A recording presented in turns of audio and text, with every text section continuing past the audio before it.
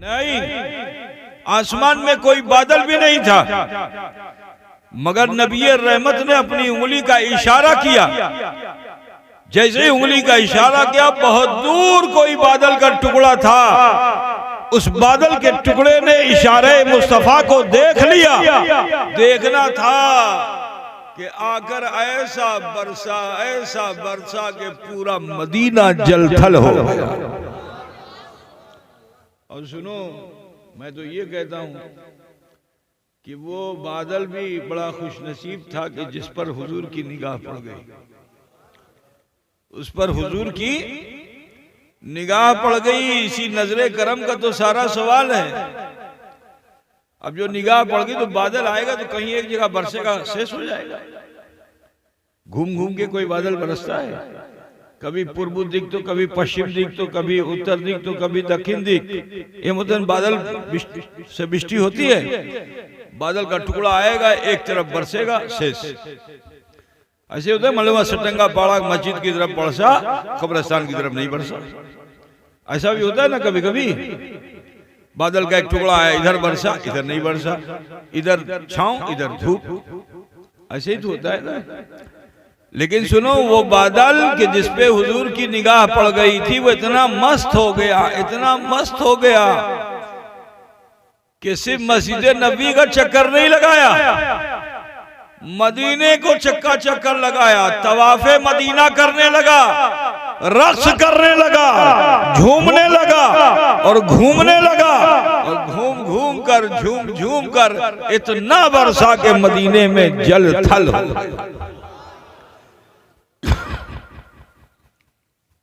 समझ गए ना भाई मुसलमानों।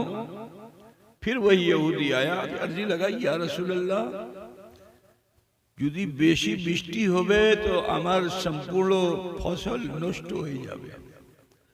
বৃষ্টি नहीं हुई थी तो भी नष्ट हो, बृष्टि ज्यादा हो तो नष्ट हो जाएगा। अच्छा, फिर वहीं गए रसूल पाक, जहां मस्जिद खमामा है, सरहद को पार किया और खड़े होकर के आपने फिर इशारा फरमाया।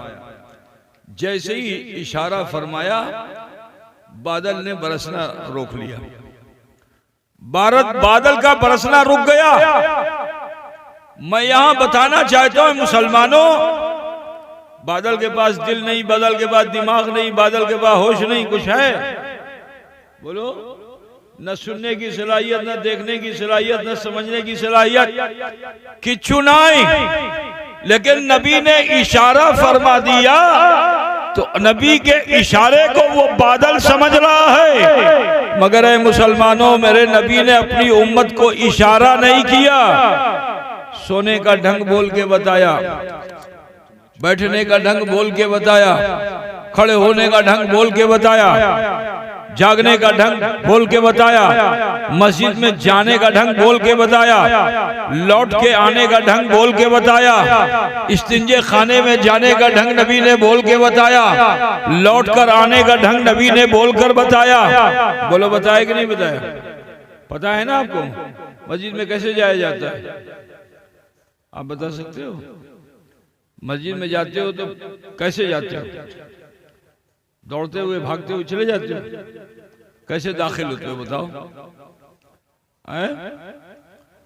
अरे बोलो भाई, अदब के साथ तो दाहिना के बायां।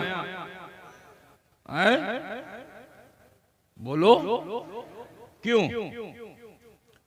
क्योंकि नबी ने फरमाया है, मस्जिद में जाओ तो दाहिना पैर पहले अंदर, और जब लौट के आओ तो, और इस्तिंजे खाने में जाओ तो, वापस आओ तो। तहजीब बताई कि नहीं बताई? जरा सोचो कि नबी ने बादल को इशारा किया, वो समझ गया कि मुझे बरसना है। नबी ने इशारा किया तो वो समझ गया कि मुझे रुकना है। लेकिन अफसोस के उम्मत मोहम्मदिया को रसूल पाक ने उठने का, बैठने का, खाने का, पीने का, चलने का, फिरने का हर करीना अता फरमाया, बोल कर अता फरमाया। लेकिन आज अफसोस है कि उम्मत मुस्तफ़ा के करीने को कबूल नहीं कर रही है। इशारा तो इशारा है, कहने को कबूल नहीं फरमा रही है। यही वजह है कि आज उम्मत मुसलमान परेशान है। मुसलमानों, परेशानी से अगर बचना है तो उसवे रसूल को अपनाओ।